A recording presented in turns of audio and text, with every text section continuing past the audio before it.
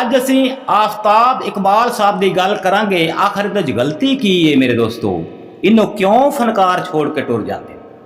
गलती इदी ये है, सब तो पहले चैनल में लाइक सब्सक्राइब कर लो तो फिर आगे दी गलती दसने मेरे दोस्तों। दी गलती आफताब इकबाल साहब दी ये कि एक स्टेज ड्रामिया तो गंदगी दे विचों अदाकारां नूं कढ के अपने प्रोग्राम दे विच लियाना और उन्हां दी एक इज्जत बनाउणा, उन्हां दा एक नाम दुनिया ते बनाउणा, ये सब तो वड्डी मेरे दोस्तों आफताब साहब दी ये गलती है। मेरे दोस्तों उन्हें इज्जत दिती, प्यार दिता, पैसा दिता, उन्होंने छोड़ के क्यों जा रहे सन मेरे दोस्तों?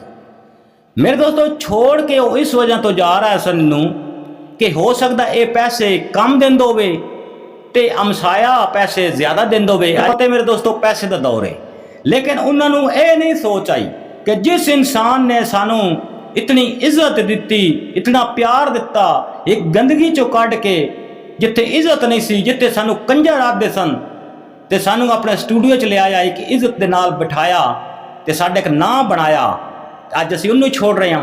नहीं मेरे दोस्त, आफताब साहब की कोई गलती नहीं मेरे दोस्तों। आफताब साहब बड़ी लोगों को इज्जत दी, बड़ी हैल्प भी लोगों की की, लेकिन मेरे दोस्तों आफताब साहब को किसी चीज़ की कमी नहीं हैगी। वो होर भी ग्रुप बना लेगा, किसी चीज़ की उन्होंने कमी नहीं। लेकिन मेरे दोस्तों जिस इंसान के नाल बंदा चंगा वर्ताव करता है या एक गंदगी चो कढ़ के अच्छाई वाले मने लियाइए ना मेरे दोस्तों, तो ओदा भी काम है कि उस इंसान को छोड़ के नहीं जाना चाहिए। याद दराना वा कि पैसे पिछे, चंद टुकड़ियां के पिछे इंसान को कभी गवाओ नहीं जिन्हां तुहानू सहारा दिता होवे या इज्जत दी होवे मेरे दोस्तों। ये आफताब साहब दियां बस ए गलतियां सन मेरे दोस्तों, होर आफताब साहब की कोई गलती नहीं है। माशाअल्लाह बहुत वड्डा यूट्यूबर हैं, बहुत वड्डा नाम है उन्होंने एक, कि आफताब साहब की तुहानू गलती नहीं, उदियां खूबियां दसणियां सन कि यह उदियां खूबियां सन।